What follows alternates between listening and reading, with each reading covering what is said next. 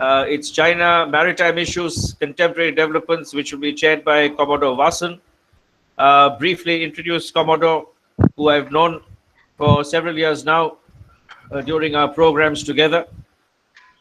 Commodore Seshadri Vasan, who retired after serving the Indian Navy, is head Strategy and Security Studies Center for Asia Studies. And he's also, of course, as you know, the director of the Chennai Center for China Studies and regional director of the National Maritime Foundation, Tamil Nadu. An alumnus of the Defense Services Staff College and the College of Naval Warfare, Commodore Vasan has had a distinguished career spanning more than 34 years. His wide-ranging appointments, both at sea and ashore, include command of warships, appointment in the carrier-borne wing of INS Vikrant, the command of long-range maritime reconnaissance anti-submarine warfare squadron, member examiner of the Aircrew Categorization and Standardization Board, Chief Staff Officer Operations at the Southern Naval Command, and a director at the Naval Aviation Staff at the Naval Headquarters in charge of Air Ops and Training. He commissioned a major naval air station, INS Rajali, close to the east coast of India, and commanded another air station, INS Garuda, on the west coast. He was on the faculty for over 2 years at the Naval War College that trained senior level officers from all the three services. Commodore Vasan was on deputation to the Indian Coast Guard from 2000 to 2003 as the Eastern Regional Commander with maritime jurisdiction in the Bay of Bengal, including the Indo-Bangladesh maritime border and the Indo-Sri Lanka maritime border. Over to you, Commodore. We look forward to a stimulating opening session. It's a great pleasure again to be here chairing this session. There are three wonderful speakers, all of them who I have known personally. And, Dr. Vijay Sakuja, I was formerly with the Navy. And, in fact, when I migrated to the think tank business, I joined him in Observe Research Foundation. That was way back in 2005.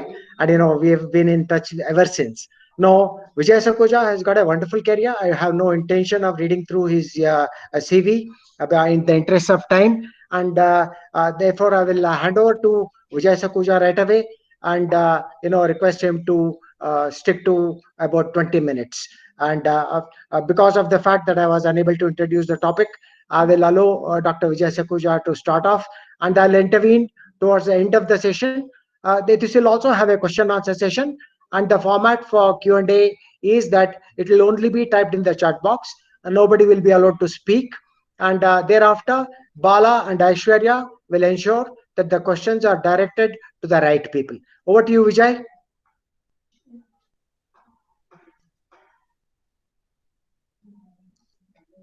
Vijay, all yours. Thank you. Thank you very much. I've gone blind now. No worries. We can see your presentation. We can see you also. You go ahead. All right. Okay. Thank you very much, Commodore, for this very kind introduction. And I must compliment the organizers for hosting this and inviting me to this conference, webinar rather. And one moment. I will just... the first test slide is on. You can go to, the next one is on. You can go to full screen. All right. Can you hear, can you see Yes. all this? Yes. All right. Thank you very much. Perfect now. All right. Okay. Well, let me suggest, making an initial remark. Last few months have been quite turbulent. And there's been a fair amount of churning, if I may use the word, in the Pacific Ocean and the Indian Ocean, particularly the Western Pacific. And this churn is featuring coercion, intimidation, saber rattling, strategic signaling, and naval maneuvers. And on display, what we've seen is rather, we should say, we've been treated to multiple carrier operations, and that is by the US. And the PLA Navy has been perhaps more ambitious, and they've conducted simultaneous maneuvers in all the seas, the Yellow Sea, the East Sea, the South China Sea. And not to be left behind, the Quad members too have conducted their exercises. I think this is a very unusual period. And if I may suggest that in recent times, after the Gulf War, we are witnessing intense naval saber rattling, as we can see in the Western Pacific. Amongst the most spectacular one that I noticed is the firing of the DF-21D from Zhejiang province and DF-26 from Qinghai into the South China Sea. This was in response to the entry of US spy planes into the Chinese promulgated no-fly zone in the Bohai Bay. You can see that on the slide. The ranges are there. Although the missile firing took place in August, it was only this month that China announced that these missiles had hit the moving target. This literally, although the Americans were well familiar of the capabilities, but they were rattled, literally rattled, and it was not surprising to for Admiral Davidson to remark at the Halifax Forum, China will test more missiles, conventional nuclear associated missiles this year than any other nation has added to. I think this is a good signalese to that extent. The timing of the missile announcement is also noticeable, given that the Quad members at that time were conducting their exercises in the Bay of Bengal and the Arabian Sea. And it was also the right time for the Chinese to let it known that the carrier formations were in their crosshair. Be that as it may, the Chinese Navy has arrived on the global scene and is bristling with weapons and sensors and is ready to challenge the US supremacy at sea. I think we can give a lot of credit to Chinese, top shipbuilding nation with capacity to and capability to build all classes of naval ships. If you look at this little tablet that I've created, and you look at the US Navy, figures may change, they vary from different sources. What would impress us is 2015 to 2020. And if we were to go by this figure, we find 105 ships have been built. This is phenomenal. The figures are true or not, but very fact that they reflect a certain sense of urgency amongst the Chinese to build a powerful navy. And if you go on to 2025 to 2030, you find just about 25 ships will be added. And in between, 2027, the centennial. Whatever these figures may suggest, I think they claim to about 360 ships and submarines and 130 major surface combatants. Our projection and expeditionary capability. And the moment I put them together with the Americans or the US Navy and put them side by side, I think we always say the Chinese put out things with Chinese characteristics. I think they're doing the Chinese characteristics, but they have a role model of the United States. These are some other figures. The aircraft carrier, you have the submarines, you have the surface forces, 2019, the new LHA helicopter carrier, and then, of course, destroyers. And these are figures that will be very, I think you can give them a lot of credit, and they are indeed, by all counts, very, very impressive. The Chinese defense budget, this merits our attention. That's been going on, notwithstanding the fact the GDP has always been, I mean, it is on not a decline, it is still very substantive. 6% goes to the large economy. It's phenomenal. I think there is enough money available in terms of investment into military. And if one compares with the 2009 figures, the tablet on the right-hand side, I think the United States is well ahead. If you look at China, I think it exceeds buying of literally the next 3. I also want to make a brief reference to the Chinese marine economy and in which fit in shipbuilding and a whole lot of other things. Gross ocean product rose by 6.2%, and I think they will be put at about $1.2 trillion. I think these are phenomenal figures. We have to give a lot of credit. The Chinese have invested, whether it be naval affairs or it is in the ocean. I think they are leaders in those many terms. They have substantive all the credits of being a major maritime power, which is continuously building. Look at the strategy. I mean, this is one of the features, one of the important issues that I've been asked to talk about, and I look at it very carefully, and I'll be very brief. Chinese, I think I'll give them a two-pronged approach in terms of their strategy. One is for the Pacific Ocean, the near seas defense, and the far seas. Recall the first island chain and the second island chain. You see that on the tablet on the left-hand side. And I've juxtaposed that with the DF missiles. Now, if you see these, I think they're looking at a deep multi-theater exercises, simultaneous maneuvers by all PLA, the Navy, the Air Force, and the strategic forces. And they've showcased us, given us a glimpse of the strategy by conducting these exercises in the last 4 or 5 months. Since May or June, I've been seeing this, and, and I find that they have done a great job. And what the US has been responding, they've been conducting surveillance aircraft movements, and you have these figures, freedom of navigation patrols. I think we get a good sense of how the Chinese are pitted against the United States. And they've made enough note of how the US operates, and they have their own ways and of responding.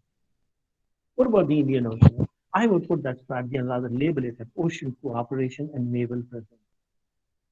And why I suggest this is because they have priority on their mind is the Belt Road Initiative, the 21st Century Silk Road Initiative, Maritime Silk Road, the lend and lease, the infrastructure. It begins from China, Indian Ocean, Africa, Mediterranean, blue economic pattern. And they want to link up a number of these corridors. China Myanmar economic corridor, China Pakistan economic corridor, the BCIM, EC. Again, India fits in, but then how far we are going to go into it, etc., etc. But you find that the Chinese have a clear-cut idea what they want to do. They're investing enormous amounts of political, diplomatic, and financial capital, and of course military too, into the 21st century maritime. Of course, at the level of naval presence, they have anti-piracy operations. The 36 deployments started 2 months ago. They've been conducting China-Pakistan joint exercises, Sea Guardian, and what was particularly remarkable was the China, Russian, and Iran joined up to call it the Silk Belt exercise. So this is how I look at the Chinese strategy for the Indian Ocean. I thought I'd share these. These pictures are available on the net, and of course, you can draw your own conclusions. One on the tablet on the left is particularly important. We oversee this at the far left. You notice that there's a 330-meter pier that has been constructed. And one picture where I came across, somebody has put an aircraft carrier, suggesting that it is possible to even put out an carrier. So our apprehensions, that is, in terms of carrier operating in the Indian Ocean, I think are coming too slowly and steadily, and we should be able to see those sooner or later next year or. But their focus will, let me also caution, a word of caution here is that they will continue to focus on these external. And of course, you have pictures about Gwadar, which has been a subject for the last almost 3 or 4 decades. We've been talking about it. It is taking shape. And of course, Hambantota is often referred to in our discussions and writing.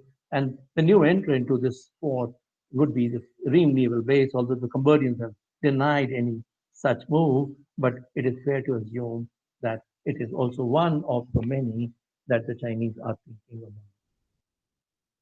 about. Two important events in October merit our attention.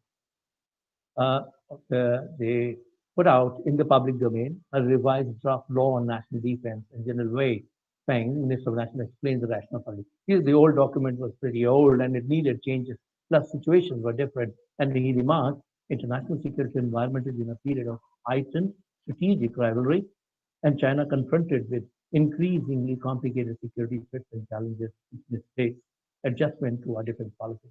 I think these are clear-cut directions come from the political leadership in those many terms. And here, the challenges arise from the United States in particular, or for that matter, Quad, which will be always, lingering at the back of the mind.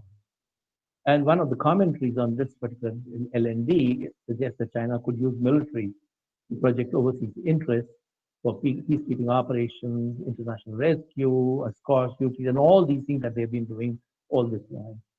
And another important feature of this LND is restructuring reforms in defense research and production, acquiring key security technologies in multiple domains.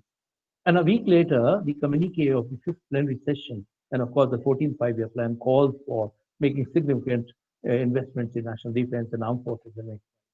I think the directions are clear-cut. The Chinese are going to invest a lot of money into building up national defense capabilities. The Navy should be an important beneficiary of this particular policy. And I looked at lots of platforms, technologies which are coming, and what struck me most was the Chinese, particularly the Navy, is now investing a lot in 4th industrial revolution technology, or Industry 4.0. And the Chinese military, and when I look at the whole discourse and debate which is on, they view artificial intelligence critical to their future. Next generation AI plan details the strategy. There's outline goal. Commercial and military entities are being brought in together. 2020, their purpose is to gain parity with the world leaders in AI. I'll talk about this later. 2025, major AI breakthroughs. Emerge as a global leader by 2030. And PLA could graduate into a digitalized force capable of 4IR enabled ISR and combat operations and logistics.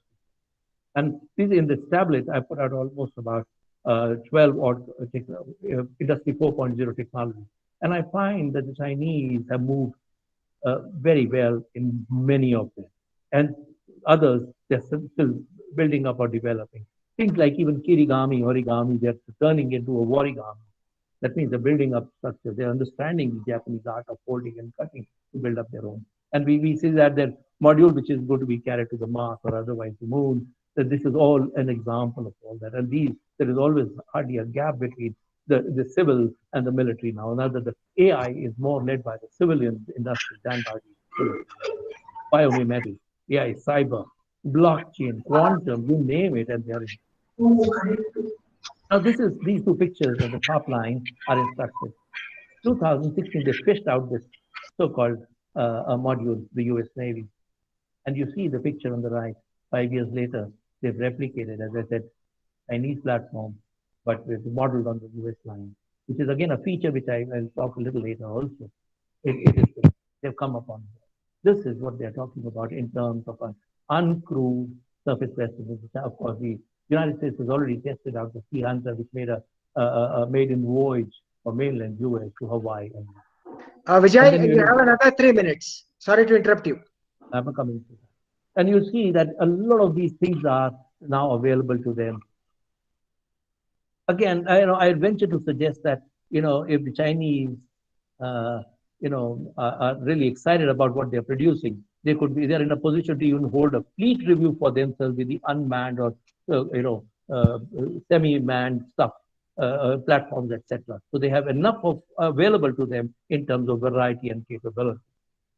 Again, this is top level stuff that they're producing, of course, copying generously from the US electromagnetic railgun, hypersonic cruise missiles, lasers, and ESAT. And I get a citation to suggest that Type 055 is a potential platform.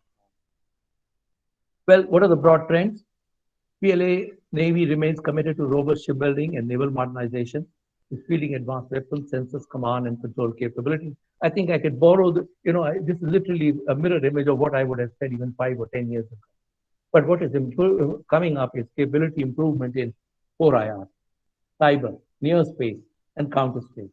Strategic force is evolving rapidly. They're thinking about moving targets on land and robust logistic infrastructure, which will be the future. And that is what will feature into the Indian. At the cost of just sharing with you, my book should be out in another 2 weeks' time. Fourth Industrial Revolution Technologies, Maritime Naval Operations. My conclusion is there is an urgency amongst the Navy to gain ascendancy in 4IR to obtain a favorable naval balance of power. And if I also argue 21st century sea power could be led by intelligent artificial intelligence. And I did a comparative of the US Navy, the PLA Navy, the Indian Navy.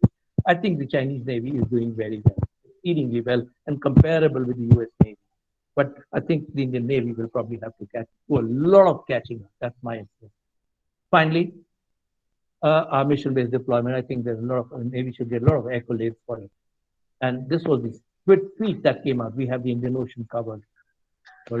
Gulf defense to Malabar, again, defense, etc. Indian Navy tweeted 50 ships on vigil 24/7, our area of responsibility, a whole lot of things. I think that's phenomenal, remarkable. And I think yesterday or today we heard that, about the UAVs also coming in from the Americans. But what should merit our urgent attention is PLA Navy reconstituting composition of task forces which are bound for the Indian Ocean. They're going to conduct exercises, operations involving all the 4IR enabled, AI enabled surface, subsurface, and air platforms. This could complicate our force advantage that we enjoy in the Indian Ocean. I think we need to have a real look at the way we're going to conduct our business in the Indian Ocean. Thank you very much for your attention. Thank you, Vijay, for that comprehensive first talk. Because while we are trying to understand the current developments in China, it's important to also to understand the trade aspects and the technological aspects that's driving the Chinese aspirations and ambitions, not just in its neighborhood, but also beyond the Straits of Malacca, as it has made forays into Indian Ocean region, Africa, and beyond. Thank you very much for this. I'm sure there'll be many questions, but we'll be taking up those questions towards the end of this. The next speaker is Komodo Venugopal, who is a recent addition to the Chennai Center for China Studies, who also has wide experience in the Navy. And we are very happy to have him with us. And he is going to look at another dimension, which was also mentioned in this morning inaugural, related to the BRI. So he's going to look at the outreach through BRI into continents across oceans to serve their long-term and short-term aspirations. Komodo Venu, over to you. Good morning, ladies and gentlemen. Very warm greetings from Kanandevan Hills down south. The term BRI is probably the most researched acronym in today's internet. I will be covering the strategic outreach of China through BRI into our immediate neighborhood in Indian Ocean.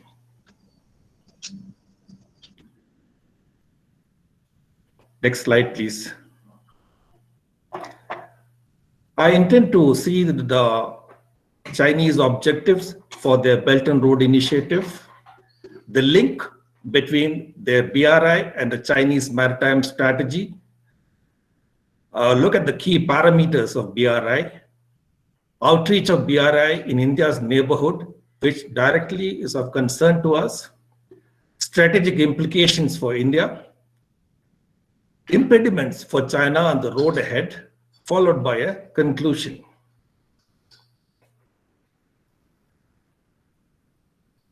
Belt and Road Initiative was formerly known as the One Belt, One Road Initiative. It was focused by China towards global infrastructure development and to expand China's economic and political influence. The initiative was adopted in 2013 and is planned to be completed by 2049, which incidentally coincides with their centennial celebrations of the People's Republic of China formation.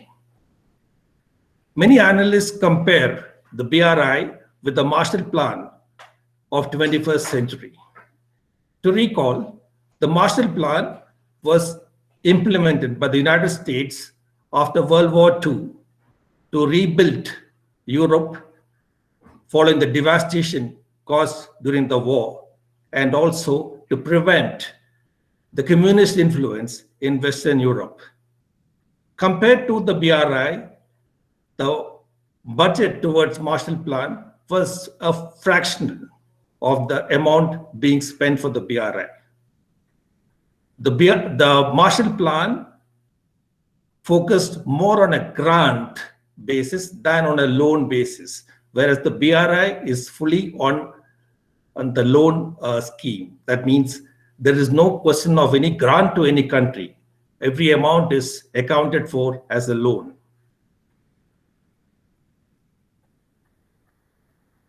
The Marshall Plan lasted only for 4 years, following which, the plan was fully implemented.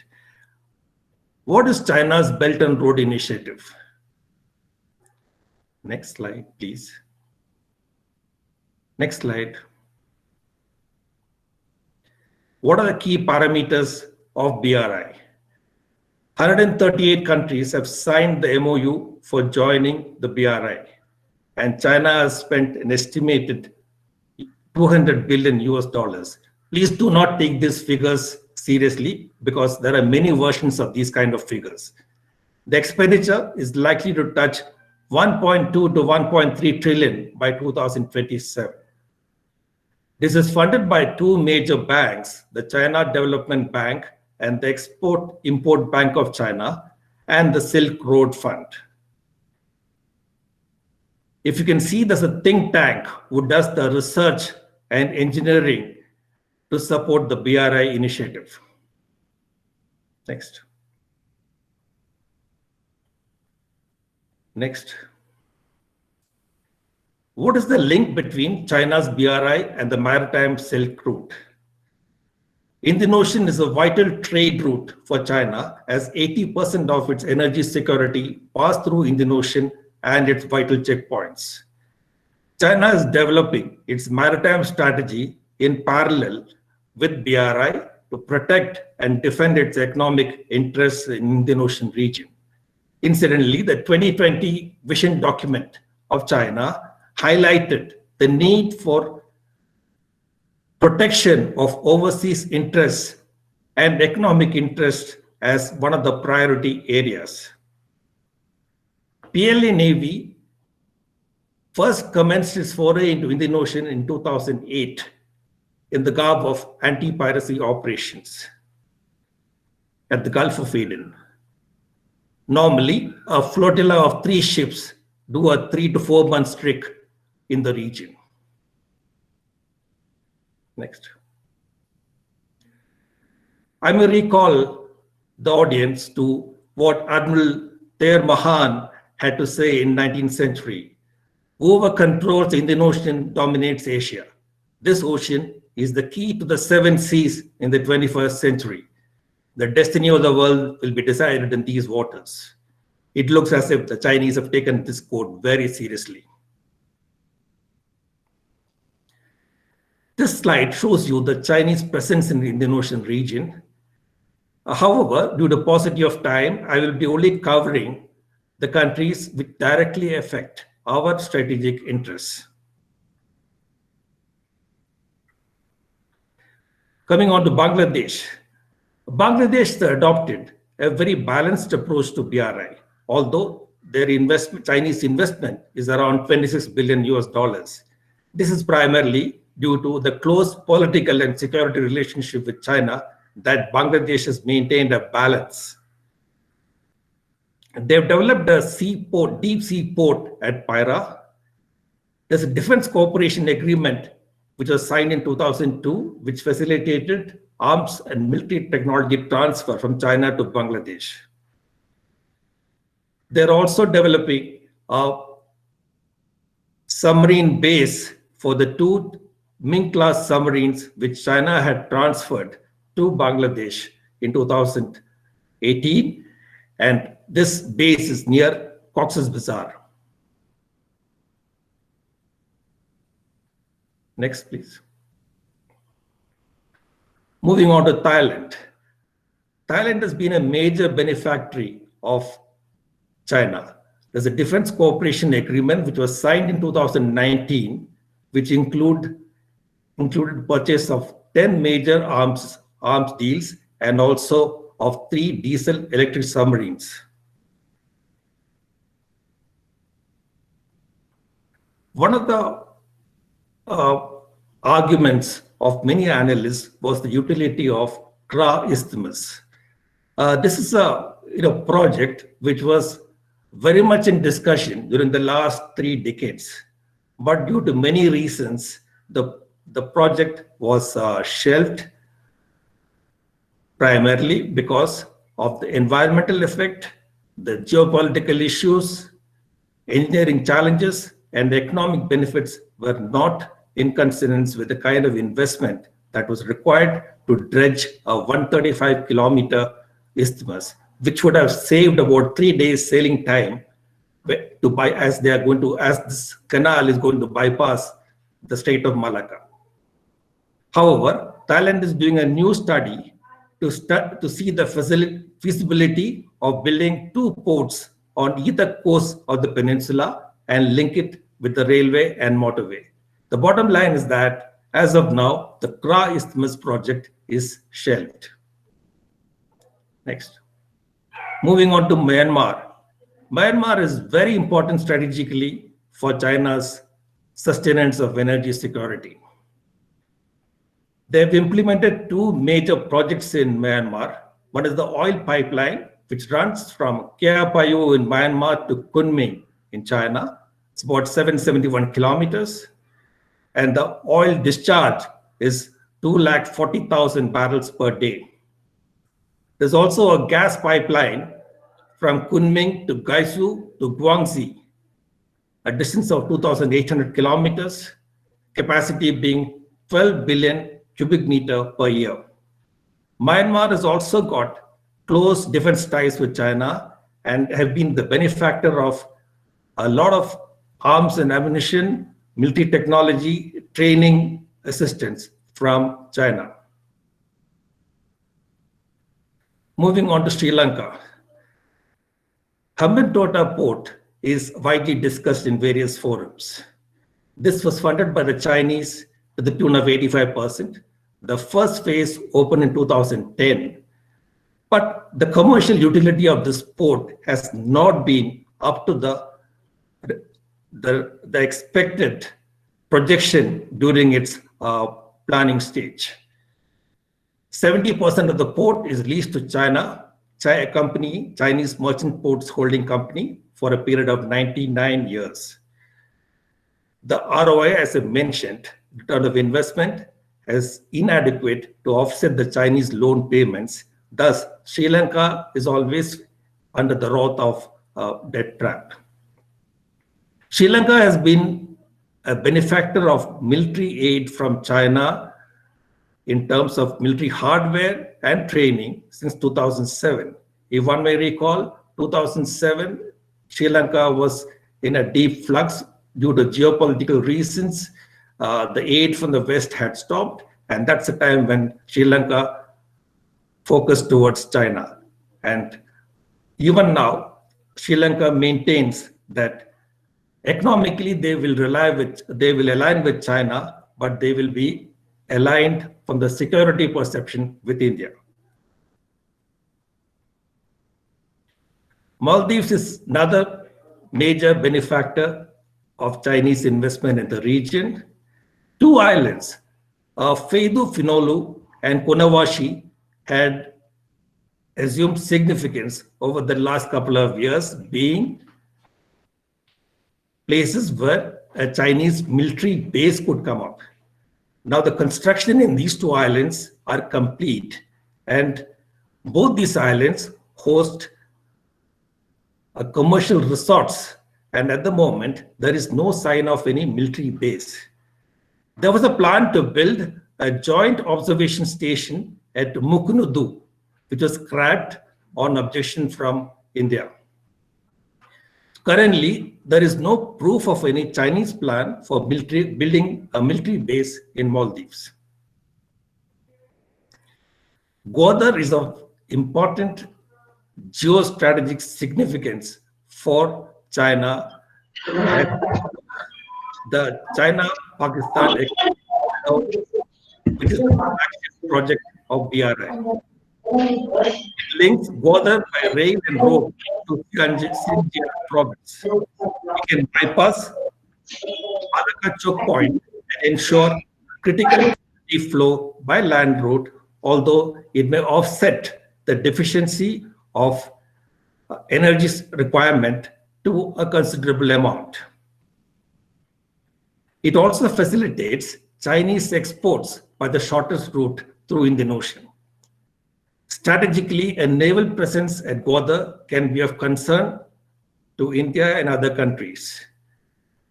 There are no visible signs of any military buildup in the port, but there are certain very high security areas within the port, which gives an impression that there is some security coming up in that location.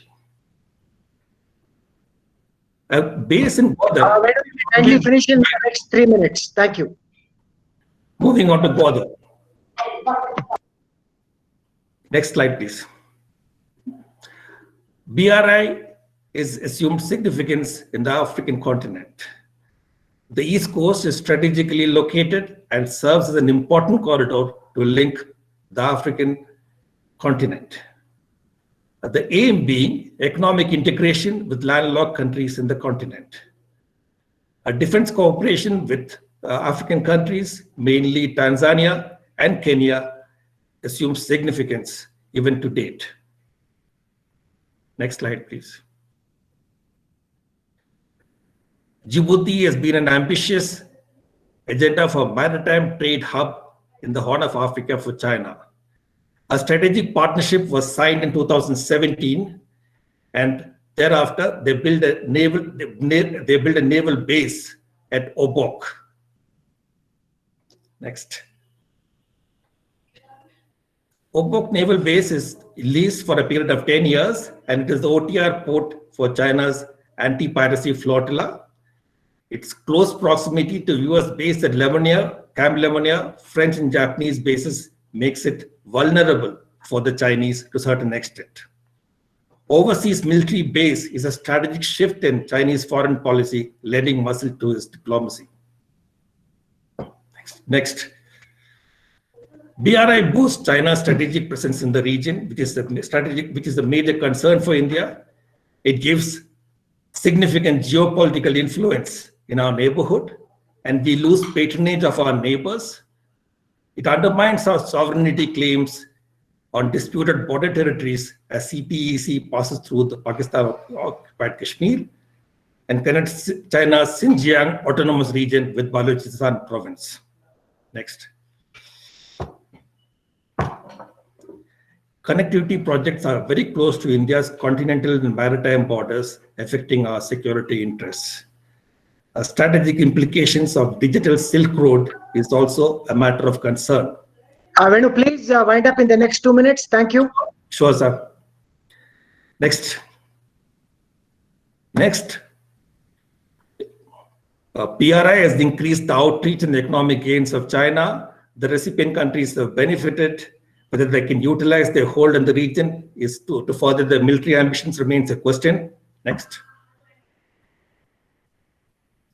It's unlikely scenario of Indian Ocean region countries allowing China to use their sovereign territory for military usage under the current circumstances. Strategically, a Chinese naval reach into Indian Ocean region is unlikely to shift the power dynamics for the foreseeable future, in my view. Thank you.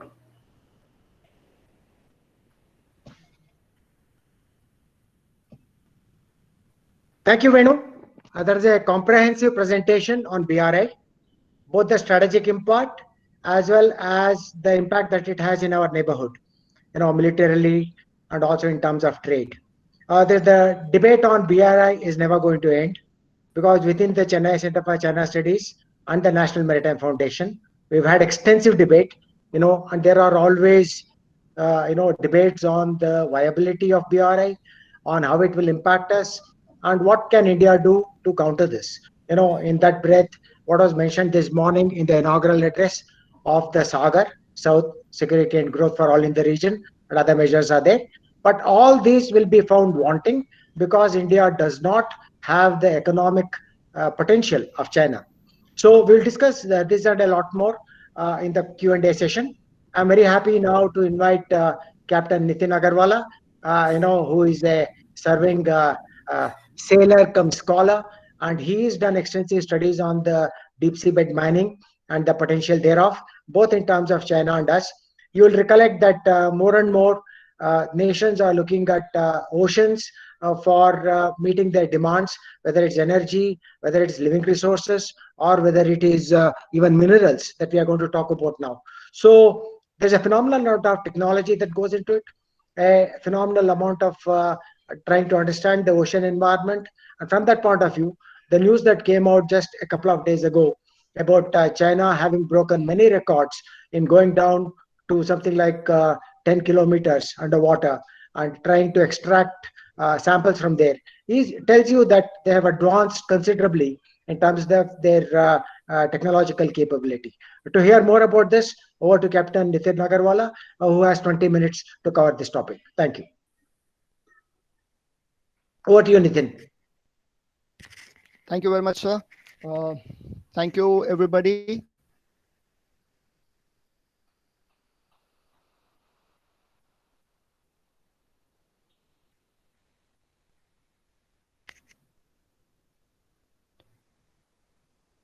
Okay, I will start off straight away with my presentation, which talks about what advances China has made in deep seabed mining towards, and what are the security implications as far as of India is concerned. Now, in the morning session, in the last two sessions that we have had and the inaugural session, we have found that, and we have heard how China has made serious advances as far as the maritime domain is concerned. And that has been primarily because of the fact that they, from a landward looking nation, they have started looking towards the sea. So keeping that in mind, I thought I will break down the entire presentation in the basic heads as shown in front of you. Nitin, you can go to full screen. We are only seeing a half screen. Please go to full screen. Okay, sir. Does that help, sir? Hello? Hello?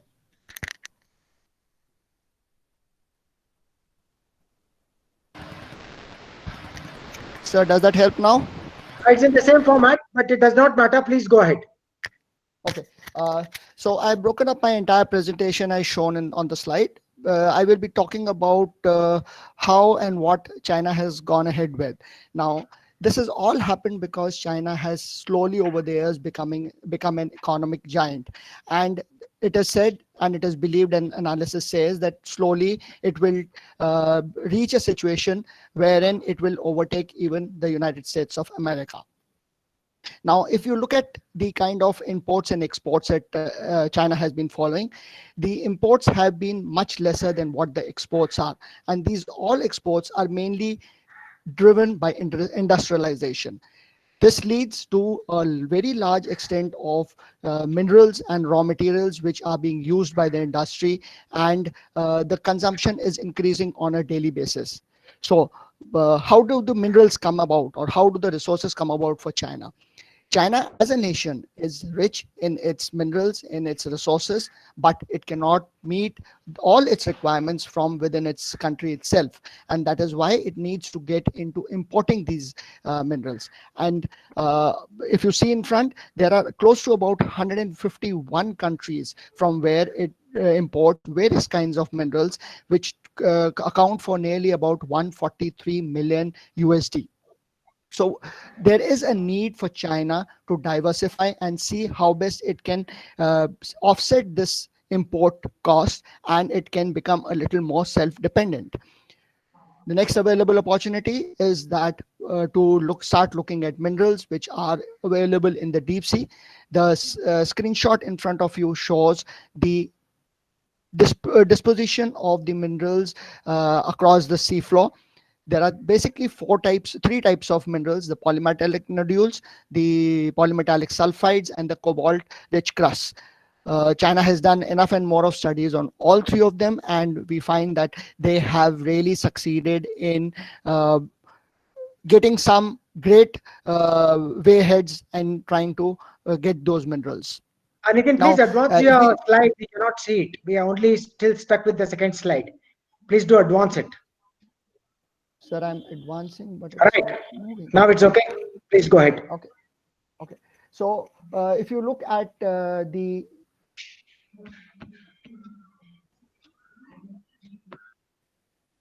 I'm out of the presentation mode now. Okay. These are the types of minerals that we are talking about. And if we look at the polymetallic sulfide, we find that they are available and contain a lot of minerals which are shown in front of you. You have also the cobalt crust and the massive sulfides. So this basically requires that there is a need for studying the ocean and the ocean floor, and then only we will be able to do any information gathering, or we can understand what is happening on the seafloor and whether the minerals can be obtained. Now, there are enough and more of marine data collection processes which have been tried out and which have been implemented throughout the globe. And some of them are flashed in front of you. The basic requirement of all these data collection is for a variety of marine related scientific requirements, and understanding how our oceans behave and what effect they have on the land. These uses can be for weather forecasting, pollution and tsunamis, for search and rescue, for oil and gas development, for 3D mapping, and for sensing. one needs to understand that for sensing and 3D mapping can be used for military purposes also.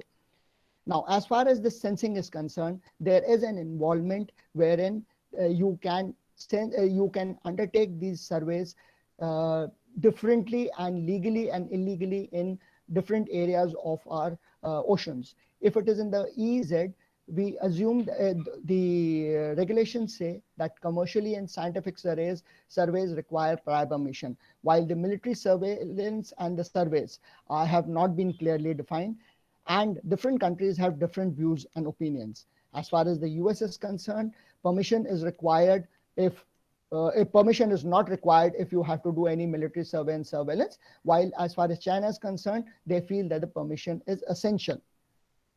Now, if we were to look at the deep seas, then the survey is absolutely free. The world over, the permission is permitted, and there is no inhibition or any stoppage with respect to the survey to be conducted. But when you talk about mining in the deep sea, you need permission from the International Seabed Authority. When you talk of mining, again, two broad areas are broken down into. One is the exploration and one is the exploitation. The exploration is basically trying to find out whether a particular mineral is available, and that always follows a scoping survey. While the exploitation, for exploitation, you need to have exploration rights from the ISA before you can look at exploitation. Herein, it is to be noted that China has made advances as far as the exploration are concerned, and they have got close to 5 areas across the world wherein exploration has been permitted to them. Exploitation, unfortunately, has still not been developed by the ISA in terms of rules and regulations, so nobody is going to do it in the near future, at least. So now let us look at the advances that China has made.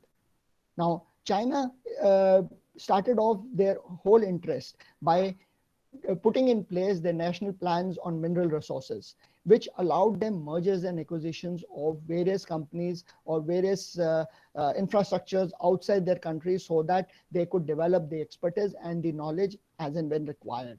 Now, the slide in front shows what is the kind of mergers and acquisitions they have done over the years, and you will find that they have done across the world and in different fields, mainly not only in minerals but all heavy industries per se. The other area which they have developed, which Dr. Sakuja mentioned, was shipbuilding strength. Now, he spoke of only the naval component, but I would also like to bring to notice that there is a Coast Guard component, the research fleet component, the flag merchant ships component, and the fishing vessel fleet component. All of this have gone or increased by leaps and bounds as far as China is concerned. And today, China stands at a situation wherein, as far as fishing is concerned, they control nearly half of world's fishing activities. Hence, we can comfortably say that maritime China has developed in the fields of technology, assets, and skill. And it has become a matter of concern for countries, especially those in the Indo-Pacific region. Now, if we look at the technological capabilities that they have developed, in 2011, it was only in 2011 that this really started some serious deep sea research and technology development under the Chinese Academy of Studies.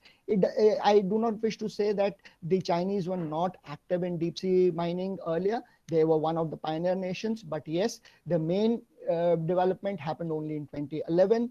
From till 2016, they had completed close to about 39 oceanic expeditions, especially in the Indian Ocean, for the polymetallic sulfides, rare earth minerals, seawater, and geological samples.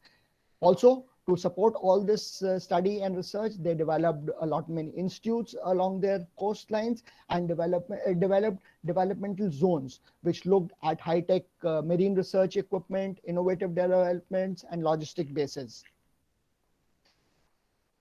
This resulted into a number of technological equipments being developed.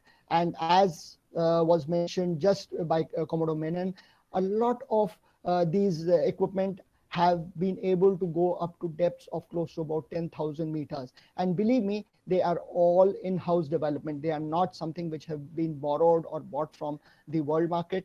Yes, reverse engineering has been done in most of them, but most of them are now homegrown and they are self-sufficient in handling it in totality. Now, if we were to look at the legal aspect of it, as mentioned, the exploration and the exploitation is handled separately. The exploration, the rules are in vogue as far as ISA is concerned. Exploitation rules are still under discussion. But as far as the detailing of the rules is concerned, the detailed rules have to be provided by the sponsoring state. For in this case, it is China. For their own country, they have been in a position to put their laws in place, and they are all set to begin exploitation as and when ISA gives them the permission. When talking about learning, they have been outgoing in terms of that they have ensured that from the Solara mines in the PNG, they get complete rights of processing the ores which will be collected there. The thought process is that as and when the mines are all the ores that are pulled out or are retrieved by PNG in PNG, they will be imported to China where they will be processed, and the processing industry will also benefit in the country. Construction of the PSV for the PNG was undertaken by a Chinese shipyard, and it was based on a Singapore design. But the kind of learning that the country has developed by getting involved in this construction is phenomenal. Similarly, the equipment, the auxiliary cutting machines and the seafloor production tools which have been manufactured, which have been used for the PNG, they all have been originally manufactured by the Soil and Mechanic Machine Dynamics Limited of UK and were delivered in 2017. But the Soil Machine Dynamic company has been taken over by a Chinese company in 2015, and again the learning goes back to China. The next area of interest which comes out as far as the development is concerned is using a dual use development area, which is a blue ocean information network system, which is something like a buoy. Now this buoy is put in the sea, and it has got it is an e-station in totality. This has been demonstrated in the North-South China Sea in 2016 and 19, and now it is being extended into the full of South China Sea, the East China Sea, and areas far away from China. As far as China is concerned, they are projecting it only as an environmental monitoring tool and a communication system. But one needs to understand that this tool has the capability of military surveillance too. In the same breath, one would say that it is not alone this much. It is their research vessels, their survey vessels also have increased the number of activities in the Indo-Pacific region. The screenshot here, the green shots are the ones which are the Chinese vessels, and you would find that they are increasing by the numbers on a more or less daily basis. And it is this interest and this involvement which shows that they have more of doing in this region. A little bit of discussion has already happened on the BRI. I will just reiterate that China has started creating infrastructure in this region, and what it has done is basically to avoid the Malacca dilemma. But this in return has resorted to debt diplomacy, which in return has forced China to develop its navy, so that as and when there is a requirement to protect its infrastructure in lands far away from China, they would be ready to do so. Now, when we come to the surveillance of the EEZ, China has been involved therein also. So far, like we discussed, that China has maintained that military surveillance requires permission. However, they have been debating as far as this interpretation is concerned. And recent cases of 2018 in Palau, PNG in 2019, Philippines in 2019, Andaman and Nicobar Islands in 2019, Australia in 2020 have shown that there is a difference of opinion in that interpretation, and they are not following the rules as they want to exhibit to the world. Similarly, the Chinese fishing boats, as I mentioned, they are controlling close to 50% of the world fishing. They are now found in both inside and outside EEZs of various companies, of various countries, as far as America also. Now, in the IOR itself, there are close to about 600 Chinese vessels which are operating just outside India's EEZ between 2015 and 2019, keeping in mind that they don't want to create ruckus and they don't want to create flutter that they are operating in somebody else's EEZ. But the very presence of these fishing vessels is a matter of concern as far as India is concerned. Now, so this brings us to what is the area of interest in the Indian Ocean region. The two black areas is what I have marked out. This area, the bottom area, is the one which has already, for which China has already got the exclusive exploration rights from ISA, while the 90 East Ridge, which is a CRC ridge, a cobalt-rich area, for this, explorations are right now in progress, and it will not be far before they go to ISA for exploration rights. How does it matter to everybody of us? We have to note that this is close to Malacca Strait. Whatever trade moves into the South China Sea and to US from the Indian Ocean moves through the Malacca Strait, and this region of the CRC region or the 90s region falls right in between. So they have much better legal rights to be here than what they have now. And at that moment of time, it will be very difficult to counter or to say anything to them. So effectively, what are the security concerns, or what security concerns come out of this? What disturbs India as far as China is concerned is that India finds that there is an increased military presence of China in the Indian Ocean region. The fishing vessels have increased in India's EEZ and outside it, and exclusive exploration rights have been taken by China in the Indian Ocean, and the second one is being tried for. At the end of it, India also realizes that the growing Chinese infrastructure in this region would increase the deployment of the PLA Navy, which again cannot be stopped. And such deployments create a great imbalance, create vulnerability to the submarine cables, increase the surveillance of military assets in the Indian Ocean of the Indian assets per se, and also provide China a reason and a way ahead to provide false floor and salinity charts, which could eventually result into accidents of underwater vessels and affect naval operations. One has to understand that since it is a unified world, we do tend to share maps and charts of which are made available across the globe, and there would be times and moments when these charts made by China possibly would be shared by the other countries also. So what is the way ahead? The way ahead is that one needs to understand that technically, legally, movement of China in the Indian Ocean region cannot be stopped or avoided. However, surveillance, as far as surveillance is concerned, if the vessel is above water, it can be monitored. But if it is underwater, and especially for science, it definitely cannot be monitored. As far as underwater surveillance is concerned, it may be illegal, but it definitely cannot be challenged in any court of law. And since it is a known fact that the Chinese fishing vessels are a state-controlled element, then controlling our own movement or our Indian assets movement in the Indian Ocean itself, just by being scared by the Chinese fishing vessel, may not be a good way ahead, because it will hamper our own working.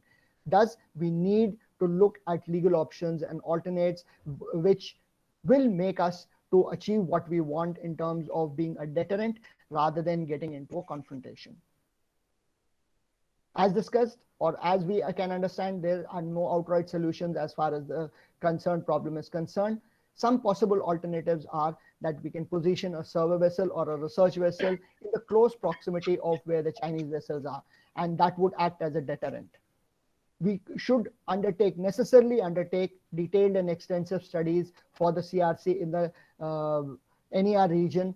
And once we have done that, we need to apply for exclusive rights, so that as and when China gets its rights, we are also there to contest it. We are also in a region which is close by, and then we can at least make our presence felt by just being there, nothing more than that. Since movement in international waters cannot be stopped, just by close monitoring and presence is more than enough, is what I would say. And for all this, since our regular assets cannot be put to use or put to that extensive deployment, we need to get involved with maritime drones, both surface and underwater, and that would make our life simpler. The IOC IOR, which has been built and which has been commissioned, should be tasked to monitor and track Chinese assets. Some of it may be happening, may not be happening, but we need to look at how best we can do it. Today, we do not have an underwater domain awareness strategy as far as the country is concerned. Even if we have, it is not really available for people to understand. So we need a comprehensive underwater domain awareness strategy, and that should be made public so that there is a certain amount of deterrence which is created in the mind of China itself. And at the end of it, like Admiral Amba had mentioned, we need to encourage multi-aligned diplomatic cohesion and cooperation with other Indo-Pacific partners on all maritime issues such that we are able to move in one direction and counter China. In conclusion, I would say that so far India has enjoyed an unhindered and exclusive patronage in the Indo-Ocean region. As things change and new powers emerge, we have to either accept or confront the opposition that is there. However, confronting it without provocation is not likely to happen. China so far has focused on developing its maritime power and has this is mainly, as we understand, is due to an increased demand of raw material and energy. As far as capacity is concerned, they have already done it. In terms of capability, they are doing it now by deploying themselves in the Indian Ocean region. It may disturb countries in this region, but there is very little that can be done. India, on the other side, can just exercise restraint and caution while being ready for any eventualities if they come. And stepping up own surveillance and deterrence is the best possible option. Thank you very much. Thank you, Nitin. Again, in the series of 3 presentations that we've had in trying to understand the contemporary developments of China, it's extremely useful to understand what they are doing in the underwater domain. We also have another speaker later who will be talking about underwater domain awareness. So the questions on these also could be reserved for later. I also have another request, which is all those who are not in the chair or as speakers are kindly requested to switch off their cameras. Otherwise, it does interfere in the bandwidth. This is a request. So I think all the 3 presenters have made some excellent presentation in terms of trying to understand the developments as far as China is concerned, whether it is through the Belt and Road Initiative or through the capacity and capability that it's being added in the shipbuilding capacity or research vessels. You saw the numbers that were flashed by Nitin. There were 19 plus research vessels, and a lot of them are in our neighborhood. We've had issues where we've had to register a protest about their presence. So this is something that tells us what the landscape is in terms of trying to understand the developments, and more importantly, how it would impinge on India's preparedness, security. So with this, I'll let the floor open, and there are already some questions. There are 1 or 2 questions about Andaman Nicobar. They will not be taken up because we have a separate session where a former commander-in-chief who was there in Andaman Nicobar would be talking about the readiness and how it would impact China's advances from the Pacific into the Indian Ocean. But rest of the questions will be channeled by Bala or Aishwarya, and they will also indicate who amongst the panel would be taking up these questions. I would request all the questions to be clubbed together and indicated to the speakers. I'm sure the panelists also would have seen these questions in the chat box. So I'm sure they are ready. So over to you, Bala. Are you there? So the question. Yeah. Yes, Aishwarya, please. Yes, so I will be reading out the questions. The first question is directed to Dr. Vijay Sakuja, and it's asked by Danesh Sankyayan. He asks, Sir, do we need to focus on midget submarines? Is it necessary? And he also asks, Sir, do you think Russia will be a rival of China as Russia is expanding in the IOR in Africa? Also, I would recommend, Aishwarya, that all the questions are read out to the speakers so that they can respond together. Otherwise, we'll waste a lot of time. Okay, sir. Please read out if there are any more questions, and likewise club them together and address it to the speaker who is there. Okay, sir. One more question to Dr. Vijay Sakuja by Lieutenant, I'm sorry, by Colonel Hariharan. Thank you for China's development of plan. How do you read plans, weaknesses in operations in IOR? The next questions are for Commodore Venugopal. It's asked by Colonel Hariharan. What is China's take on India's plan to develop in Andaman and Nicobar as a watchdog for China's operations in IOR? What is Bangladesh's reaction? And another question for Commodore Venugopal is by Dr. Bamadev Sigdal. As India argues that through BRI, China is encircling India and South Asia, what are the strategies of India? The next question is directed to Captain Nitin Agrawala by Danesh Sankyayan. Sir, is there any alternative way of Malacca for China? Is his question. All right, just I will request all the speakers to respond, commencing from Dr. Vijay Sakuja. Also, the question on Andaman Nicobar will not be addressed as we have a separate session for that. And thereafter, Commodore Venu, followed by Nitin Agarwala, will respond to the questions that have been raised. Thank you. Vijay. Thank you. Very useful questions. First, let me begin by the reference to midgets. I think midgets are a pocket. They're gone. And they were almost about 3 to 4 decades old. We're talking about unmanned vessels, which can be even controlled by satellite. The midget is out of question. Chinese are going to come. They're already thinking in those many terms of swarm underwater drones. That will be the so-called core structure that they'll be building up. They will have a mothership. Submarines probably need not launch even torpedoes. These will be suicidal drones. A variety of combinations can be made out. I think midgets we must not even think about. We should think about how these 4 IR enabled platforms, which could be done, which could be operating by themselves, autonomous, or with a mother or remotely controlled. That will be the shape of things. Russia competing with China in Africa. I think that'll be. I think taking the imagination too far. Russia doesn't have the kind of financial capability to undertake, and also it doesn't have the expertise in terms of infrastructure development, given that much of the Russian infrastructure development has taken place in the higher latitude, and they will be proficient in building infrastructure which are ice class or for that matter, which are also that kind of a terrain. But to build infrastructure which is typical in the tropics or in this kind of equatorial belt will be something which the Chinese have shown and showcased that they have the ability and capability to deliver, notwithstanding the debt traps and whole lot of things that they attract with their projects. I think it will not be possible. However, let me also add in the same breath that the Russians are, I wouldn't call them coming back into the Union. They're making a foray, and they have just signed an agreement for Port Sudan. So they want to bring about a logistical and a technical support arrangement where the vessels will come. The Russians have been coming on regular basis. They come on their annual exercises, make port calls, variety of things. They do exercise, I guess, Indira with us, right? So variety of things happen. They visit other ports, also goodwill. But to compete with the Chinese, I would say no. What about the weaknesses of Chinese weaknesses for operations in the Indian Ocean? Are plenty of them. But then these gaps are being filled up very, at a rapid pace, I would suggest.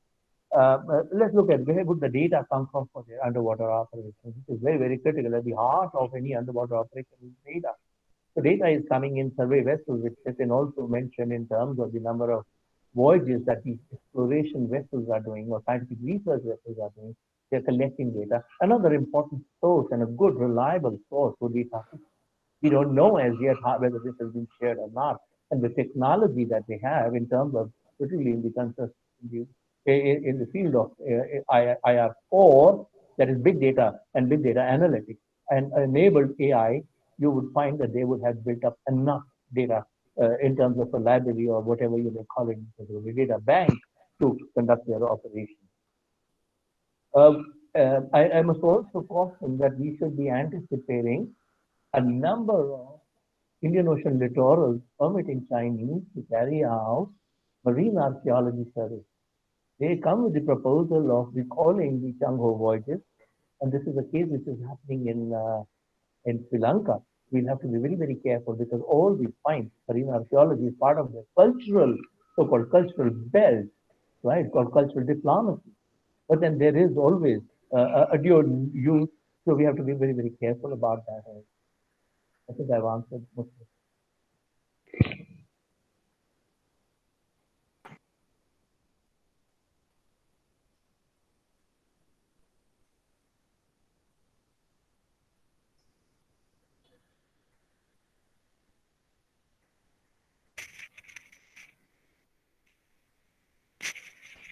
So you're muted. Thank you. I was saying that in case Venu is not there, Nitin, you can address the question Yes. and wait for Venu to come back. Yes, I will. Thank you for the question, Danesh. Your question was whether there is an alternate for Malacca. Yes, there is. And I think we just need to look at the northern side, the Arctic belt, wherein the Arctic Ocean is being opened up, and China is trying to develop its own resources such that it is able to use that route. Then there is also the Lombok Strait through the Indonesian islands, and China tends to use that. Then there is also the CPEC, which was mentioned by Commodore Menon, that CPEC is also an alternate of the Malacca dilemma itself, which China is forcing its development with. Similarly, since all this Malacca dilemma is all about getting energy resources to China, they have built up a port, or rather, they have got a fuel transfer terminal um, in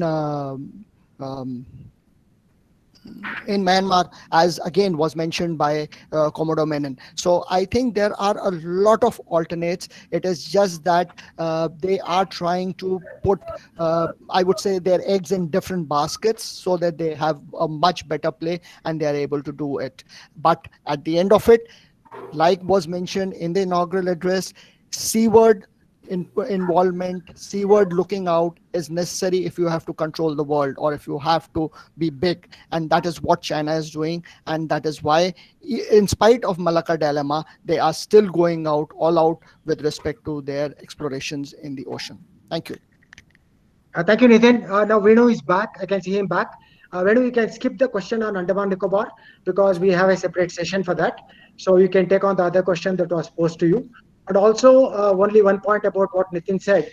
Within the Chennai Center for China Studies, and also in some of the forums in National Maritime Foundation, we have made it a point to refer to the so-called CPEC as China POK Economic Corridor, because otherwise we do not want to lend legitimacy to calling it as China-Pakistan Economic Corridor.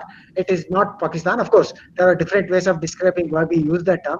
But we consciously, within our think tank, at least here, are always referring to this as China POK Economic Corridor. So, the idea is to solve some doubts and also ensure that we have our claims intact. Venu, over to you with that. I stand corrected, sir. No problem. Because there's a large audience here, I thought I'll convey that sentiment so that all of us refer to it correctly in our future dialogue. Thank you so much. Venu, all yours. I can see one question in the chat box. That's about the threats to India from China through Bangladesh and Sri Lanka. So I'll answer the question in two parts. One is that we have to focus now on our neighborhood first policy. That's most important to counter the Chinese engagement in the region.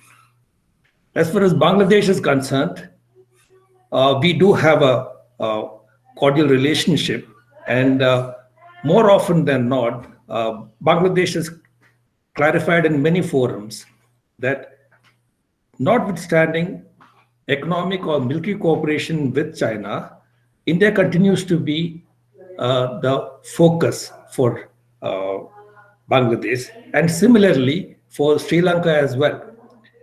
Now, both these, now as far as the Chinese submarine base in Bangladesh is concerned, that's in Cox's Bazar, I would say that although there's so much of noise about it in various strategic forums, Bangladesh has clearly mentioned that it is primarily for the maintenance and training of their submarine crew, and it is not for basing of Chinese submarines.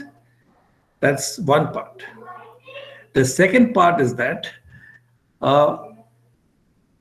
if you ask me, when China intends to use if at all they want to use a base in Bangladesh or in Sri Lanka, more than that, the Sri Lanka is more actually, they're well within the range of our Air Force strike aircrafts, and overseas base without credible all-round defense is more of a liability than an asset.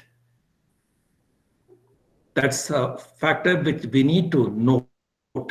If you've seen the chain of US bases in the region, there's a fair networking of bases, starting off from Bahrain, down to Duqm, down to Diego Garcia, then to Singapore, and with the air element at Qatar, and also the army element, expeditionary forces, which can be deployed in the region. There is a fair amount of networking which is required if you want to stage out-of-area operations, which I feel, in my view, China is far behind as of now. Probably they may develop a capability of expeditionary or sea lift capability and overcome these deficiencies if they want to go with their hegemonic intent. Thank you. I hope I have. Thank you, Venu. In any case, I would just like to bring it to the notice of audience that there are many more sessions, and we are trying to cover all aspects of trying to decipher China in the maritime domain. So it's just the beginning, but I am very happy that both the inaugural session and the very first session has laid the foundation for some very useful discussions in the future. I must thank all the panelists for the wonderful presentations that they made, and also for sticking to the time. We are on time. I did allow a little bit of overlap to allow for questions and answers because it's important. And I've also disallowed some questions which will be taken up later. Thank you very much. Jai Hind, and over to Shashi again.